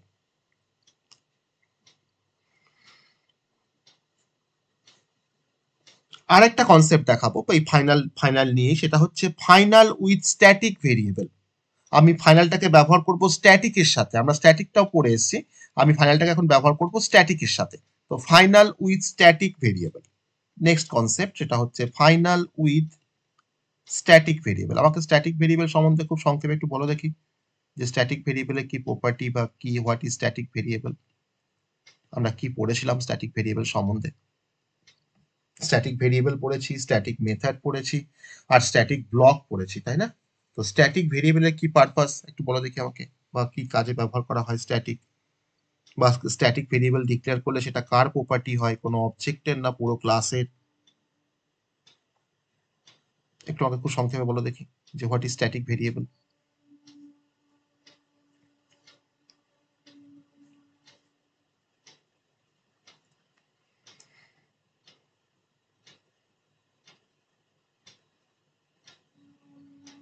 আগে যে আমরা ফাইনাল ভেরিয়েবলগুলোকে ডিক্লেয়ার করছিলাম সেটা কিন্তু ছিল আমার পার্টিকুলার কোনো অবজেক্টের রেসপেক্টে, আর স্ট্যাটিক ফাইনাল ভেরিয়েবল কিন্তু বেসিক্যালি একটা কনস্ট্যান্ট, কিন্তু সেটা হচ্ছে এন্টায়ার ক্লাসের জন্য, পুরো ক্লাসের জন্য কিন্তু আমার হচ্ছে এটা স্ট্যাটিক ফাইনাল ভেরিয়েবল। আর নর্মাল ফাইনাল ভেরিয়েবল কিন্তু মানে property of the particular object. তো আমরা কিন্তু স্ট্যাটিক ভেরিয়েবল কিন্তু তাই পড়েছিলাম যে স্ট্যাটিক ভেরিয়েবলকে আমরা পুরো ক্লাসের মধ্যে আমরা ব্যবহার করতে পারি, আর এটা বেসিক্যালি একটা ক্লাস ভেরিয়েবল। যাকে স্ট্যাটিক ভেরিয়েবল বলা হয় তাকে ক্লাস ভেরিয়েবল বলা হয়। তার স্কোপটা কিন্তু পুরো ক্লাসটার মধ্যে, মানে ইন্ডিভিজুয়াল কিন্তু কোনো অবজেক্টের সে প্রপার্টি নয়, সে পুরো ক্লাসের একটা প্রপার্টি। তো স্ট্যাটিক ফাইনাল এটাকে দিয়ে আমরা কোনো কনস্ট্যান্টকে ডিক্লেয়ার করতে পারি, কিন্তু এর একটা মানে আবার দেখো আমরা স্ট্যাটিক ভেরিয়েবল যখন আমরা মানে মানে অ্যাক্সেস করতাম তখন সেক্ষেত্রে কিন্তু কোনো অবজেক্ট দিয়ে আমরা অ্যাক্সেস করতে পারতাম না। স্ট্যাটিক ভেরিয়েবল বা স্ট্যাটিক ফাংশন কিন্তু আমরা ডিরেক্ট ক্লাস নেম দিয়ে অ্যাক্সেস করতাম। তো সেরকমই আমার এখানে একটা ক্লাস যদি কনসিডার করি, ক্লাসের নাম দিলাম হয়তো ক্লাস কনস্ট্যান্ট, ক্লাসের নাম দিলাম হয়তো ক্লাস কনস্ট্যান্ট। এবার ক্লাস কনস্ট্যান্টের মধ্যে আমার একটা স্ট্যাটিক ভেরিয়েবল আছে, স্ট্যাটিক ফাইনাল ডাবল পাই। ওকে, মানে ডাবলটা হচ্ছে পাইয়ের রেয়ার টাইপটা, আর স্ট্যাটিক ফাইনাল ভেরিয়েবল তো আমরা স্ট্যাটিক ফাইনাল দিয়ে ডিক্লেয়ার করেছি, তাহলে static final double pi equals to 3.14 একটা ভ্যালু নিয়েছি, পাই যেটা ফিক্সড ভ্যালু। এবার আমি এটাকে জাস্ট আমি শেষ করে দিয়েছি, ক্লাসটাকে শেষ করে দিয়েছি। আমার এবার ক্লাস আছে ক্লাস মেন ক্লাস। মেন ক্লাসের মধ্যে আমরা এবার কি করছি, মেন ক্লাসের মধ্যে আমাদের পাবলিক স্ট্যাটিক ভয়েড মেন আছে, public static void main string args। এবার এখানে আমরা system dot out dot println করবো, দিয়ে আমি ওই পাইটাকে কল করব। তাহলে ওই পাইটাকে কিন্তু কল করতে গেলে আমাকে ওই ক্লাস নেমের ওই ক্লাসের নাম দিয়ে আমাকে কল করতে হবে। মানে আমি কিন্তু এখন কোনো অবজেক্ট তৈরি করে কিন্তু এটাকে কল করতে পারবো না, কারণ এটা কিন্তু কোনো অবজেক্টের প্রপার্টি নয়, এ কিন্তু পুরো ক্লাসের প্রপার্টি। তাহলে আমার এই পাইটা কোন ক্লাসের মধ্যে ডিফাইন করা আছে, কনস্ট্যান্ট ক্লাসের মধ্যে। তাকে অ্যাক্সেস করতে গেলে কিন্তু আমাকে প্রথমে ক্লাসের নামটা লিখতে হবে কনস্ট্যান্ট, দেন ডট দিয়ে আমি অ্যাক্সেস করব এখন পাইটাকে। তার মানে কনস্ট্যান্ট ডট পাই দিয়ে আমি এখানে সেমিকোলন দিলাম, মেন শেষ করলাম, ক্লাসটাকে শেষ করলাম, তবে কিন্তু আমাকে 3.14 দেখাবে। তুমি যদি ভাবো যে আমি কনস্ট্যান্ট ক্লাসের একটা অবজেক্ট তৈরি করব, এর মধ্যে constant OBJ equals to new constant দিয়ে ওবিজে ডট আমি পাইকে কল করবো, তাহলে কিন্তু তোমাকে অ্যাক্সেস করতে দেবে না, কারণ এটা কিন্তু একটা static final variable. Normal final হলে হতো, কিন্তু কিন্তু একটা স্ট্যাটিক ফাইনাল মানে হচ্ছে এ কিন্তু এখন পুরো ক্লাসের একটা প্রপার্টি। ওকে, তার মানে আমি আমার ক্লাসের যত ইনস্ট্যান্সেস তার অ্যাক্রসে আমি কিন্তু এটাকে শেয়ার করতে পারছি। এটা কিন্তু ওয়ান কাইন্ড অফ কনস্ট্যান্ট, কিন্তু এটা হচ্ছে স্ট্যাটিক ফাইনাল কনস্ট্যান্ট, যাকে আমাকে ক্লাসের নাম দিয়ে আমাকে অ্যাক্সেস করতে হবে। যেমন করে আমরা কোনো স্ট্যাটিক ফাংশনকে আমরা ক্লাসের নাম দিয়ে আমরা অ্যাক্সেস করেছি, তো সেরকম কিন্তু এখানেও আমরা কোনো স্ট্যাটিক ফাইনাল কোনো ভেরিয়েবলকে আমরা কিন্তু ক্লাসের নাম দিয়ে আমাকে ডিরেক্টলি অ্যাক্সেস করতে হবে, আমি কোনো অবজেক্ট দিয়ে এটাকে অ্যাক্সেস করতে পারবো না। ঠিক আছে, সবাই বুঝতে পারলাম? হ্যাঁ স্যার। তো এটা কিন্তু অ্যাডিশনাল কনসেপ্ট। ওকে, এটা কিন্তু অ্যাডিশনাল কনসেপ্ট। তো আমি এটাকে এক্সট্রা বললাম, এটা তোমাদের হয়তো পরীক্ষায় আসতে পারে, হয়তো যদি খুব ট্রিকি কোশ্চেন হয় তখন হয়তো আসতে পারে, আবার না আসতে পারে। কিন্তু আমাদের জানা থাকলো যে হ্যাঁ, আমরা ফাইনাল ভেরিয়েবলের সাথে কিন্তু আমরা স্ট্যাটিকটাকে আমরা ব্যবহার করতে পারি, তখন কিন্তু সেটা একটা ক্লাসের প্রপার্টি হয়, তাকে আমাকে ক্লাস নেম দিয়ে আমাকে অ্যাক্সেস করতে হয়। ঠিক আছে, এটা হচ্ছে ফাইনাল মানে ভেরিয়েবলের কনসেপ্ট। আমরা কিন্তু সবটাই কিন্তু ফাইনাল ভেরিয়েবল নিয়ে আমরা স্টাডি করছি। তাহলে আমি এখানে একটা কথা লিখবো স্ট্যাটিক ফাইনাল স্ট্যাটিক ভেরিয়েবল বা স্ট্যাটিক ফাইনাল ভেরিয়েবলের ক্ষেত্রে, যে static final variable static final variable is constant, obviously সে একটা constant, is constant for the entire class, for the entire class, যেমন আমরা স্ট্যাটিকে পড়েছিলাম for the entire class, যেহেতু এখানে তোমার স্ট্যাটিকটা যোগ হয়েছে বলে কিন্তু এটা মানে এন্টায়ার ক্লাসের জন্য কিন্তু এটা আমরা ব্যবহার করতে পারি। তাহলে আমরা কেন ফাইনাল ব্যবহার করব না, আমরা ফাইনাল ব্যবহার করব কোনো কনস্ট্যান্ট ডিক্লেয়ার করার জন্য, আমরা ফাইনাল ব্যবহার করব কোনো সিকিউরিটি পারপাসের জন্য। আমরা যখন ফাইনাল ক্লাস বা ফাইনাল মেথড পড়বো সেখানে কি আমরা দেখতে পাবো যে যদি কোনো ফাংশনকে আমরা ফাইনাল ডিক্লেয়ার করি বা কোনো মেথডকে যদি আমি ফাইনাল ডিক্লেয়ার করি তাহলে কিন্তু আমরা আর ওভাররাইড করতে পারবো না। আর যদি কোনো ক্লাসকে যদি আমরা ফাইনাল ডিক্লেয়ার করে দিই তাহলে কিন্তু সেই ক্লাসটাকে আমরা সাব ক্লাস করতে পারবো না, তাকে কিন্তু ডিরাইভ করতে পারবো তার থেকে। তাহলে এটা কিন্তু অনেকটা আমাকে সিকিউরিটি কনসেপ্টটাকে আমাকে ইউজ করতে আমাকে হেল্প করছে। মানে আমরা মেথড ওভাররাইডিং বা ইনহেরিটেন্স কিন্তু আমরা করতে পারবো না যদি আমরা ফাইনাল ক্লাস ডিক্লেয়ার করি। ওকে, আর ফাইনাল ব্যবহার করে অ্যাকচুয়ালি আমরা আমাদের জাভা প্রোগ্রামের বা জাভা অ্যাপ্লিকেশনের কিন্তু মানে যে পারফরমেন্সটাকে অনেকটা ইমপ্রুভ করতে পারি, আর সিকিউরিটি কনসেপ্টটাকে আমরা নতুন করে ইম্পোজ করতে পারি। কারণ ফাইনাল দিকে কিন্তু আমরা সিকিউরিটিটা কিন্তু আমরা ইম্পোজ করি। আমি দেখো এখানে ভেরিয়েবল লেভেল, দেখো ভেরিয়েবল যে লেভেলে দেখো আমি কিন্তু এখানে সিকিউরিটি ইম্পোজ করেছি যে আমার একটা ভেরিয়েবল আছে 3.14, তাকে আমি কোনোভাবেই আর চেঞ্জ করতে পারবো না। এটা হচ্ছে ভেরিয়েবল লেভেল সিকিউরিটি। যদি আমি ভাবি যে আমার ফাংশনকে কেউ অ্যাক্সেস করবে না, আমি তখন ফাইনাল ডিক্লেয়ার করে দেবো। তাহলে আমার ফাংশনটাকে কেউ হয়তো অ্যাক্সেস করবে, ঠিক আছে, কিন্তু সে ওভাররাইড করতে পারবে না বা চেঞ্জ করতে পারবে না, আমি তখন ফাইনাল ডিক্লেয়ার করব। আর যদি আমি ভাবি যে আমার ক্লাসকে কেউ ডিরাইভ করবে না আমার ক্লাস থেকে, তখন আমি সেই ক্লাসটাকে ফাইনাল করে দেবো। অথবা আমাদের কাছে কিন্তু ফাইনাল ক্লাসও পসিবল আর ফাইনাল কিন্তু মেথডও আমাদের কাছে পসিবল।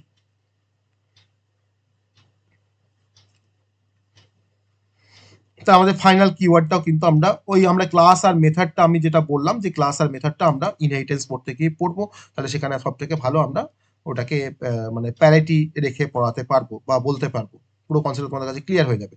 মেথড ওভারলোডিং আমরা পড়িয়েছিলাম আমি মেথড ওভারলোডিং। হ্যাঁ স্যার পড়িয়েছি, তাই তো? সবার মনে আছে? হ্যাঁ স্যার পড়িয়েছেন আগের ক্লাসে। আগের ক্লাসে তো ওটা তো তোমার কনস্ট্রাক্টর ওভারলোডিং পড়িয়েছিলাম। হ্যাঁ হ্যাঁ তাহলে একই কনসেপ্ট, এটা কনস্ট্রাক্টর, এটা মেথড। কনস্ট্রাক্টরও তো ওয়ান কাইন্ড অফ মেথড। ওটা আমি কনস্ট্রাক্টরের রেসপেক্ট ওভারলোডিংটা বলেছিলাম, আমরা আগে মেথড ওভারলোডিং বলেছি। আমি এই কনটেক্সটে আমি না স্যার মেথড ওভারলোডিং এর একটা এক্সাম্পল পড়িয়েছিলাম। হ্যাঁ, ওই অ্যাড এর এক্সাম্পল হ্যাঁ। করেছিলাম, মনে আছে? একটা প্যারামিটার, দুটো প্যারামিটার, হ্যাঁ। তিনটে প্যারামিটার, তাই তো? হ্যাঁ, ওটাই মেথড ওভারলোডিং। আমি চাইলে আরেকটা এক্সাম্পল তোমাদেরকে দেখাতে পারি মেথড ওভারলোডিং এর। তাহলে দেখো কনসেপ্ট আর একটু আমাদের রিভিশন হয়ে যাবে, তাহলে পুরোপুরি আমাদের ইউনিট 3টা কভার আপ হয়ে যাবে।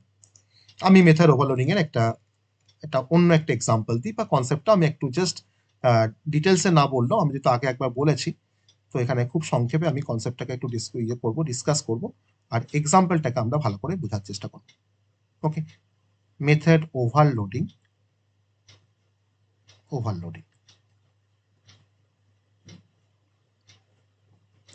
আমরা এখানে মেথড ওভারলোডিং করার জন্য আমরা ডিফারেন্ট ডেটা টাইপ ব্যবহার করব। ধরুন আমার কাছে একটা ক্লাস আছে, ক্লাসটার নাম হচ্ছে ডিসপ্লে। একটা ফাংশনকে বা একটা মেথডকে আমার মেথডের নাম একটাই, তাকে আমি ওভারলোড করছি, তার মধ্যে তাকে দিয়ে আমি অনেক ফাংশন পারফর্ম করাচ্ছি তাকে দিয়ে, তখন তাকে বলা হয় মেথড ওভারলোডিং।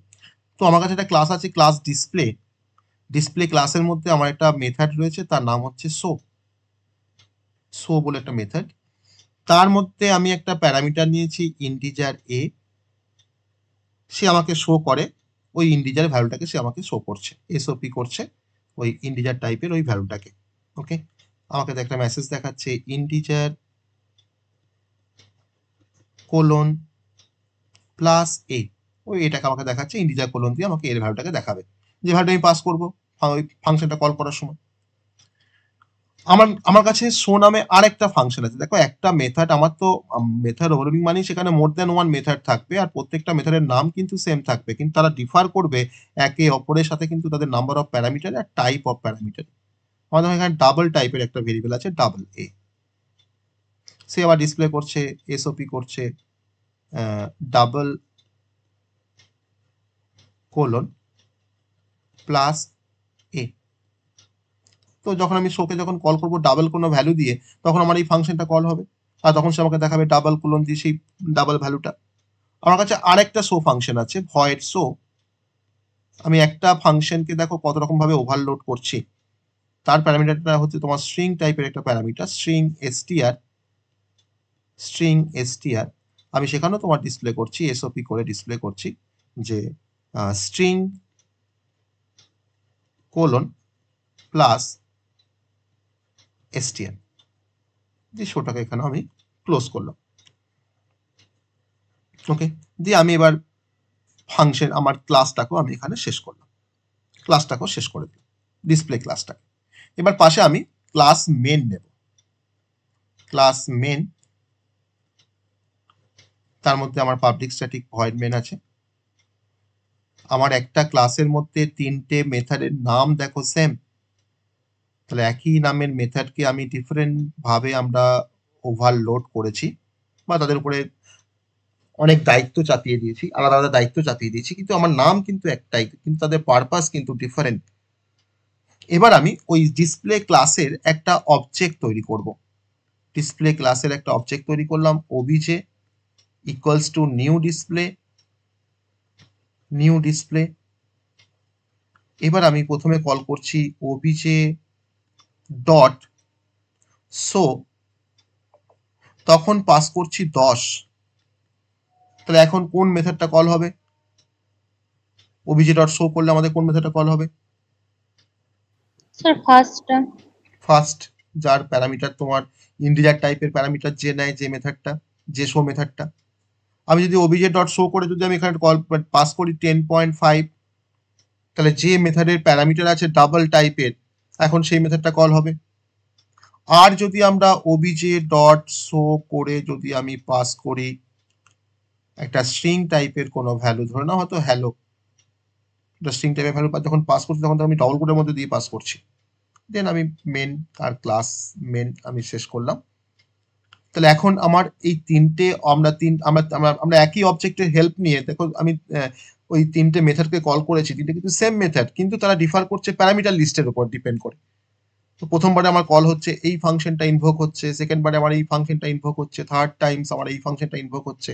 তাহলে আমার যদি ইনভোক হয় তিনটে ফাংশন যদি ডিফারেন্টলি যদি ইনভোক হয় তাদের নাম্বার অফ প্যারামিটারের উপরে বেস করে, তাহলে সেক্ষেত্রে আমরা এখানে যে আউটপুটটা পেতে পারি সেটা হচ্ছে ফার্স্ট আমাকে দেখাবে ইন্টিজার কোলন দিয়ে 10, তারপর আমাকে দেখাবে ডাবল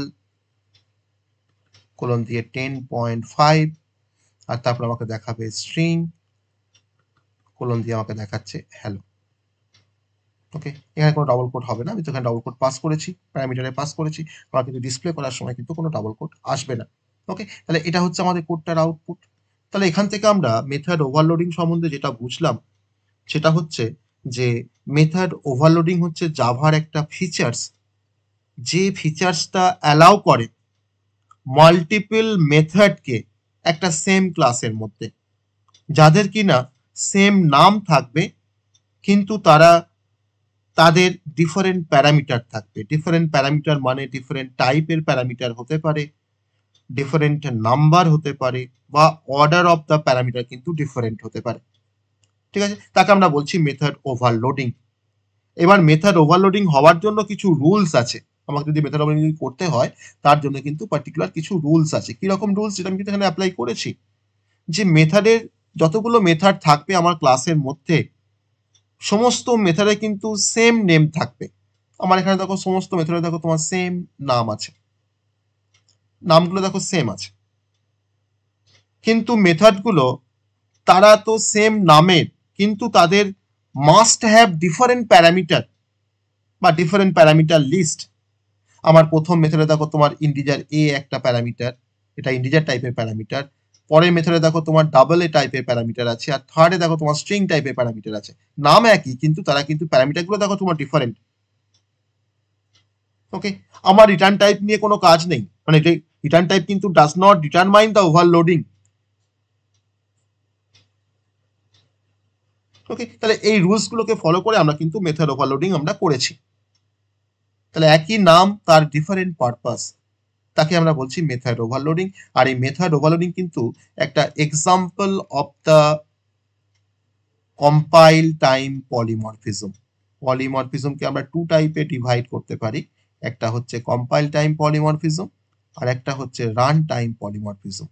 এই কম্পাইল টাইম পলিমরফিজমের একটা এক্সাম্পল হচ্ছে মেথড ওভারলোডিং, মানে it is a type of compile time polymorphism.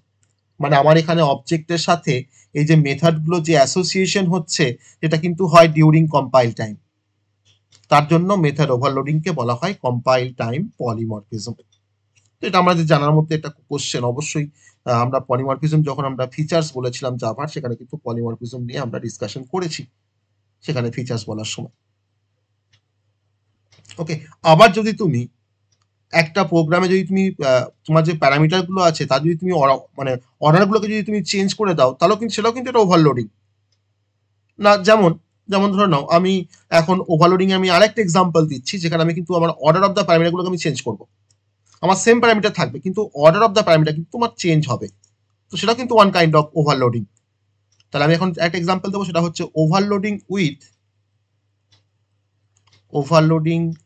With different order of parameter.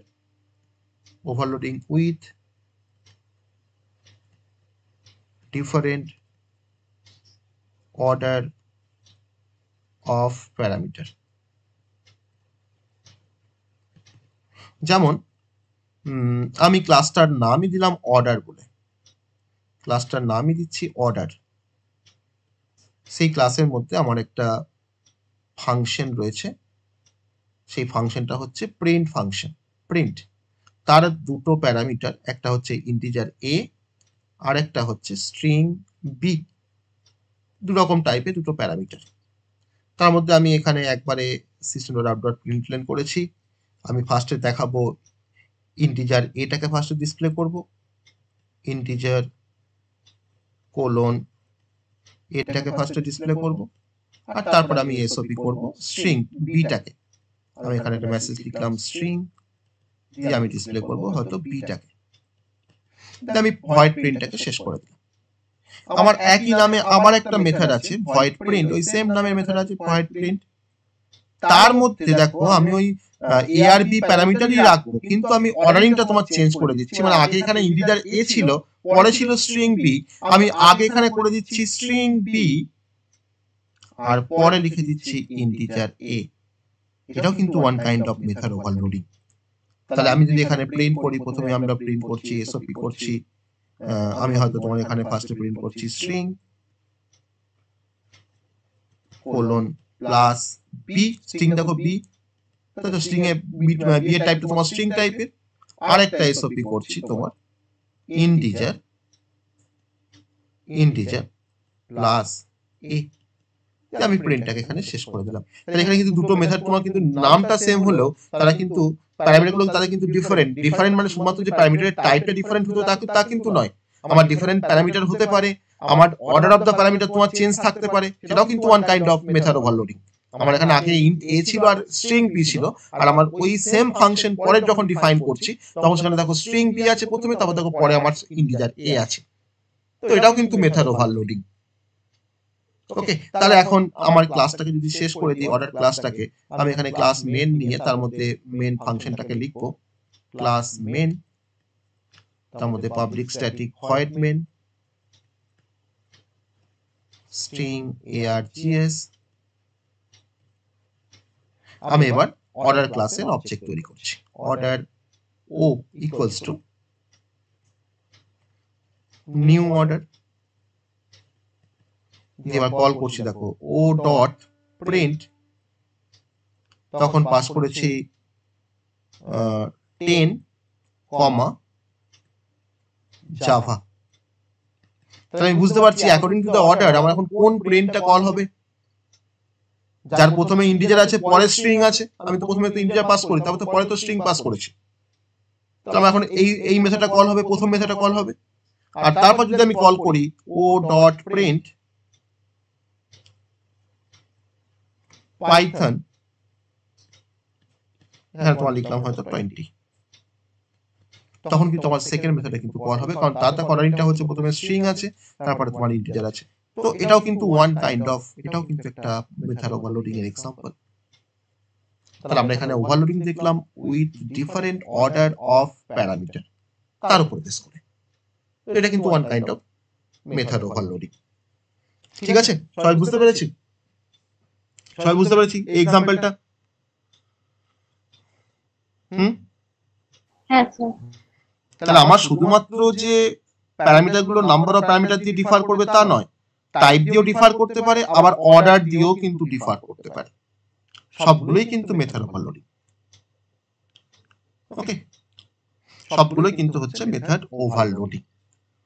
বেশ, আমরা আজকে ইউনিট 3টা আমরা কমপ্লিট করে ফেললাম। যেটুকু পার্ট বাকি ছিল, তিনটে কনসেপ্ট আজকে আমরা এখানে পড়লাম। একটা ফাইনাল কিওয়ার্ড, মেথড ওভারলোডিং, আর প্রথমে আমরা পড়েছি দিস কিওয়ার্ড। ওকে, তো এই তিনটে কনসেপ্ট আমরা যে কজন এখনো আছি সেটা সবাই বুঝতে পেরেছি। এই কনসেপ্টগুলো সবাই বুঝতে পেরেছি? হ্যাঁ স্যার। হ্যাঁ স্যার। তবে যে তিনটে কনসেপ্ট আজকে বললাম, প্রত্যেকটা কনসেপ্ট কিন্তু পরীক্ষার জন্য ইম্পর্টেন্ট। দিস পরীক্ষায় আসবে, মেথড ওভারলোডিং পরীক্ষায় আসবে, আর ইভেন ফাইনাল কিওয়ার্ড কিন্তু পরীক্ষায় আসবে। তো এটার জন্য প্রিপেয়ার হয়ে যাও। এই তিনটে আমি আজকে বললাম, এই তিনটে পরীক্ষায় আসবে, তিনটে কিন্তু পরীক্ষায় আসবে। ঠিক আছে, আমি আজকে আর নতুন করে কিছু স্টার্ট করছি না। আজকে এত কম কেন স্টুডেন্ট আমি জানি না, যাই হোক। তো আমি নেক্সট দিন কম বেশি যাই হোক না কেন, নেক্সট দিন আমরা ইনহেরিটেন্স আমরা স্টার্ট করব। ঠিক আছে, নেক্সট দিন আমরা ইনহেরিটেন্স আমরা স্টার্ট করব।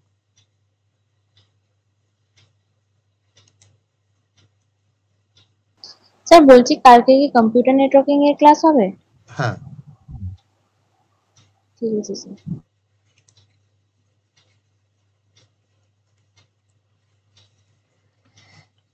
ঠিক আছে। তোমাদের কোনো কোশ্চেন?